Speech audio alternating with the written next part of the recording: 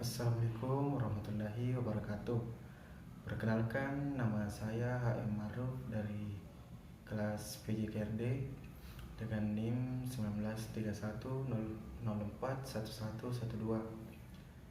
Di sini saya akan membawakan materi tentang sejarah dan hakikat psikologi.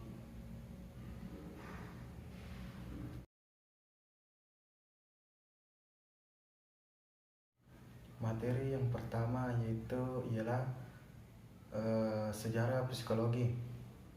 Psikologi bermula dari konsep sederhana yang kemudian terus dikembangkan dengan pemikiran kritis oleh para psikolog hingga dikenal sampai sekarang ini. Psikologi kemudian berkembang menjadi ilmu pengetahuan yang mempelajari tentang kejiwaan dan respon tingkah laku manusia dengan lingkungannya. Berbagai macam pendapat ahli bermunculan zamannya sebagai suatu proses penyempurnaan konsep psikologi itu sendiri hingga disepakati dan memiliki makna yang relevan. Sejarah perkembangan psikologi dibagi menjadi beberapa periode zaman dari mulai pra berdirinya psikologi hingga psikologi seperti yang dikenal saat ini.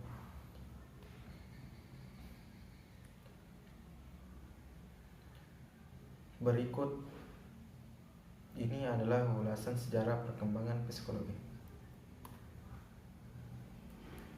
Periode pertama, periode era pra berdirinya psikologi. Psikologi memiliki kisah perjalanan yang panjang, bahkan sebelum Wundt mendeklarasikan tentang laboratoriumnya pada tahun 1879 yang dipandang sebagai kelahiran psikologi sebagai ilmu. Psikologi dapat dikatakan sejalan dengan perkembangan intelektual di Eropa. Berdasarkan pandangan tersebut, sejarah psikologi dibagi menjadi beberapa periode dengan para tokoh ahli di dalamnya.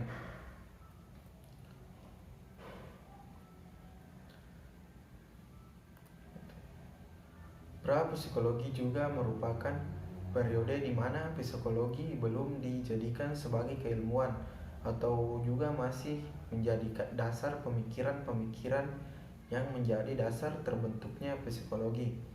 Hasil pemikiran-pemikiran kritis terhadap hubungan manusia dengan lingkungannya yang bermunculan suatu pola tingkah laku khusus. Inilah yang menjadi daya tarik Wundt untuk mendalami lebih lanjut hubungan ketiganya, sehingga muncullah istilah psikologi. Psikologi sendiri merupakan ilmu yang mempelajari tentang kejiwaan manusia dan tingkah lakunya sebagai respon kaitan dengan lingkungan tempat tinggalnya. Periode kedua, psikologi sebagai ilmu yang otonom. Pada akhir abad ke-19 merupakan babak baru dalam sejarah psikologi. Pada tahun 1879, Wilhelm Wundt mendirikan sebuah laboratorium psikologi pertama sebagai titik awal perkembangan sejarah psikologi. Laboratorium Wundt didirikan di Leipzig. Wundt juga memperkenalkan metode introspeksi yang digunakan dalam penelitiannya. Dia juga dikenal sebagai tokoh penganut strukturalisme karena mengungkapkan teori yang menguraikan struktur dari jiwa. Wundt percaya bahwa jika jiwa terbentuk dari elemen-elemen, kemudian memiliki mekanisme penting yang menghubungkan antara elemen kejiwaan sehingga membentuk struktur jiwa yang utuh dan disebut asosiasi. Oleh karena itu, Wundt juga disebut sebagai tokoh asosianisme. Kemudian Edward Bradford mencoba menyebarluaskan ajaran dari Wundt ke Amerika Namun orang-orang Amerika kurang menyukai teori Wundt dan menganggapnya terlalu abstrak dan sulit untuk diterapkan secara langsung. Mereka akhirnya membentuk aliran sendiri yang disebut fungsionalisme dengan tokoh-tokoh seperti William James, James McCain, Mansion Kettle. Aliran ini lebih berfokus pada fungsi jiwa daripada strukturnya. Kettle menemukan teknik evaluasi psikologi berupa psikotes yang merupakan bukti bahwa orang Amerika cukup pragmatis.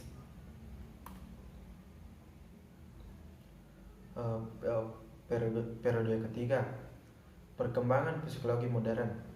Sejarah perkembangan psikologi berisi mengenai pendapat-pendapat para tokoh-tokoh sejarah ilmu yang menjelaskan mengenai kejiwaan. Terbentuknya psikologi modern tidak terlepas dari pengaruh para tokoh-tokoh psikologi di masa lalu. Aliran modern yang muncul pada perkembangan psikologi adalah strukturalisme. Strukturalisme ini adalah awal munculnya pernyataan psikologi sebagai ilmu yang bersifat otonom dan dibangun menggunakan laboratorium penelitian. Namun karena banyaknya pendapat dan bertentangan maka munculnya banyak aliran-aliran psikologi lainnya, yaitu fungsionalisme, behaviorisme, gestalt, psikologi, psikoanalisis, human psikologi.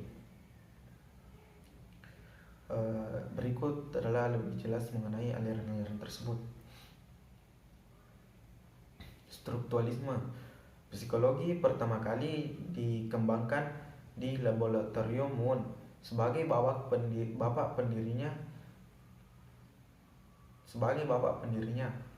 dengan meneliti mulai dari filosofi yang terkait dengan kejiwaan dan mencapai tujuan untuk memajukan ilmu pengetahuan. Metode introspeksi digunakan secara eksperimental untuk melakukan penelitian secara analisa. Tujuannya untuk menentukan pengalaman kesadaran dengan mengobservasi dan menganalisa unsur-unsur tertentu. Strukturalisme ini mempelajari psikologi dari unsur-unsur yang sudah disusun.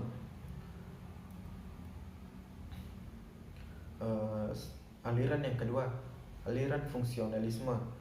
Pelopor dari aliran fungsionalisme adalah William James. James beranggapan bahwa pendapat Wundt keliru apabila percobaan lebih berpusat pada penemuan struktur dan bukan kesadaran atau respon manusianya.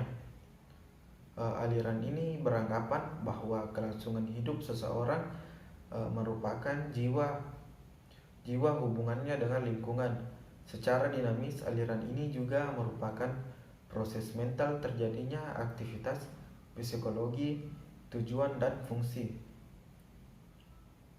Aliran yang ketiga yaitu aliran behaviorisme. Behaviorisme masuk sebagai aliran gerakan atau aliran psikologi yang kuat dan cukup berpengaruh. Pendiri aliran behaviorisme ini adalah John B. Watson. Aliran ini fokus pada gejala-gejala kesadaran atau di bawah alam sadar. Akan tetapi masih sesuai dengan tugas psikologi yang berusaha mengamati bentuk tingkah laku dan bagaimana tingkah laku seseorang dikendalikan. Bev Skinner menyatakan bahwa lingkungan merupakan kunci penyebab terbentuknya suatu tingkah laku atau respon manusia. Untuk dapat lebih dalam memahami manusia, maka kita perlu melihat lingkungan tempat manusia itu hidup. Aliran yang keempat yaitu Gestalt psikologi. Aliran ini merupakan suatu bentuk pandangan yang terstruktur atau strukturalisme. Pemikiran Gestalt membentuk suatu pola atau pola dasar sebagai unit kesatuan, sedangkan alat yang mendasarinya adalah persepsi dari hasil pengamatan. Aliran yang kelima ialah aliran psikoanalisa. Aliran ini muncul pada tahun 1900-an. Psikologi dikembangkan awalnya dari dasar-dasar tinjauan klinis psikiatris dari aliran psikoanalisa. Psikoanalisa diawali dengan Sigmund Freud, seorang psikiater dari Australia. Pengobatan dilakukan untuk pasien dengan gangguan kejiwaan, dan teori kepribadian itu muncul sebagai pendekatan psikoterapi dari berbagai pasien dengan gangguan mental yang berbeda. Aliran yang keenam yaitu humanistik psikologi. Aliran humanistik merupakan bantahan dari kekurangan-kekurangan yang ada di aliran behaviorisme dan psikoanalisa. Aliran humanistik ini didasarkan pada pengalaman masa lalu yang memiliki pengaruh pada pembentukan kepribadian manusia yang berbeda-beda.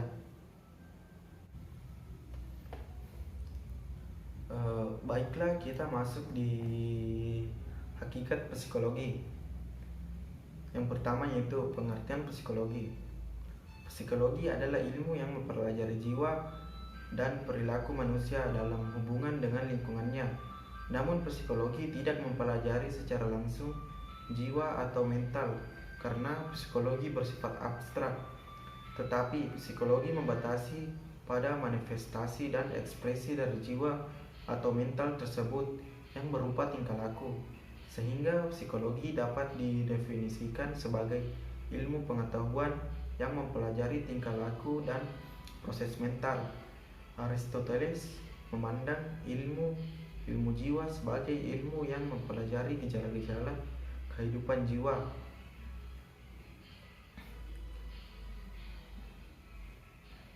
Jiwa adalah unsur kehidupan atau anima. Karena itu tiap-tiap makhluk hidup mempunyai jiwa. Dapat dikatakan bahwa sejarah psikologi sejalan dengan perkembangan intelektual di Eropa. Para ahli menyetujui bahwa psikologi merupakan ilmu yang membahas tingkah laku manusia dalam berinteraksi dengan lingkungannya, baik lingkungan sosial maupun lingkungan non-sosial. Banyak pengertian mengenai psikologi yang dikemukakan para ahli. Namun dalam huraian ini ada beberapa pengertian psikologi, diantaranya itu: yang pertama, psikologi adalah ilmu pengetahuan tentang aktivitas manusia. Yang kedua, psikologi sebagai psikologi filsafat menurut Plato sekitar pada tahun 400 sebelum Masehi, adalah ilmu pengetahuan yang mempelajari sifat, hakikat, dan hidup jiwa manusia. Yang ketiga, psikologi menurut aliran ilmu-ilmu pengetahuan alam atau empiris yang dan rasionalisme pada abad ke-17, adalah ilmu pengetahuan yang mempelajari kesadaran atau gejala-gejala kesadaran. Yang keempat yaitu psikologi menurut aliran psikologi dalam Freudianisme, adalah ilmu yang mempelajari baik gejala-gejala kesadaran maupun gejala-gejala ketidaksadaran serta gejala-gejala di bawah sadar. Yang kelima, psikologi adalah ilmu pengetahuan yang mempelajari semua tingkah laku dan perbuatan individu, dalam mana individu tersebut tidak dapat dilepaskan dari lingkungan pelaksanaan secara ilmiah. Yang keenam yaitu menurut McDougall pada abad ke-20, adalah ilmu yang mempelajari tingkah laku manusia atau human behavior. Materi yang kedua dari hakikat psikologi yaitu fungsi psikologi. Sebagaimana ilmu-ilmu pengetahuan yang lain, psikologi mempunyai 3 fungsi utama, yaitu menjelaskan, yaitu mampu menjelaskan apa, bagaimana, dan mengapa tingkah laku tersebut terjadi. Hasil penjelasannya berupa deskripsi atau bahasan yang bersifat deskriptif. Yang kedua yaitu memprediksikan, yaitu mampu meramalkan atau memprediksikan apa, bagaimana, dan mengapa tingkah laku tersebut terjadi. Hasil prediksi berupa prognosa, prediksi, atau estimasi. Yang ketiga, pengendalian. Pengendalian yaitu mengendalikan tingkah laku sesuai dengan yang diharapkan. Perwujudannya berupa tindakan yang sifatnya preventif atau pencegahan, intervensi, rehabilitasi, atau perawatan. Sedangkan menurut Walgito, fungsi dari psikologi adalah mengadakan deskripsi, yaitu menggambarkan secara jelas hal-hal yang dipersoalkan atau dibicarakan. Yang kedua, menerapkan, yaitu menerangkan tugas keadaan atau kondisi yang mendasari terjadinya peristiwa tersebut. Yang ketiga yaitu menyusun teori. Menyusun teori yaitu bertugas mencari dan merumuskan hukum-hukum atau ketentuan-ketentuan mengenai hubungan antara peristiwa satu dengan peristiwa yang lainnya atau kondisi satu dengan kondisi yang lainnya. Yang keempat yaitu prediksi. Prediksi yaitu membuat ramalan atau prediksi mengenai hal-hal yang mungkin terjadi atau yang akan muncul. Yang terakhir yaitu pengendalian. Pengendalian yaitu mengendalikan atau mengatur sebuah peristiwa.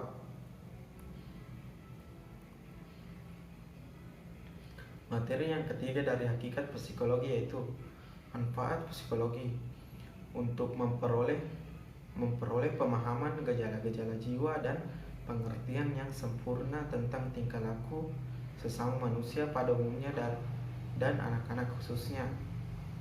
Yang pertama, mengetahui perbuatan-perbuatan jiwa serta kemampuan jiwa sebagai sarana untuk mengenal tingkah laku manusia. Yang kedua, untuk mengetahui penyelenggaraan pendidikan dengan baik. Yang ketiga, untuk mengetahui perilaku manusia sebagai upaya menyesuaikan diri dan berhubungan dengan orang lain, sehingga memudahkan memahami mengapa mereka berpikir, berperasaan, dan berbuat menurut cara mereka sendiri. Yang keempat, dalam rangka mengatasi permasalahan sosial, psikologi dapat mengurangi pangkal masalah, setidaknya mengurangi problem sosial. Yang kelima, kita bisa peka terhadap perasaan orang lain. Materi yang terakhir dari hakikat psikologi yaitu tujuan psikologi. Manusia hidup tidak akan lepas dari adanya permasalahan. Psikologi membantu manusia dalam menghadapi dan mencari solusi dari permasalahan yang dihadapinya. Karena tujuan dari psikologi adalah sebagai berikut. Yang pertama, menjadikan kehidupan lebih baik dan bahagia. Yang kedua, mengetahui perbuatan-perbuatan jiwa serta kemampuan jiwa sebagai sarana untuk mengenal tingkah laku manusia. Yang ketiga, untuk memperoleh paham tentang gejala-gejala jiwa dan pengertian yang lebih baik tentang tingkah laku manusia. Yang keempat, supaya tiada keraguan lagi dalam mengubah cara hidup, tingkah laku, dan pergaulan dalam masyarakat. Yang kelima, untuk mengetahui penyelenggaraan pendidikan yang baik.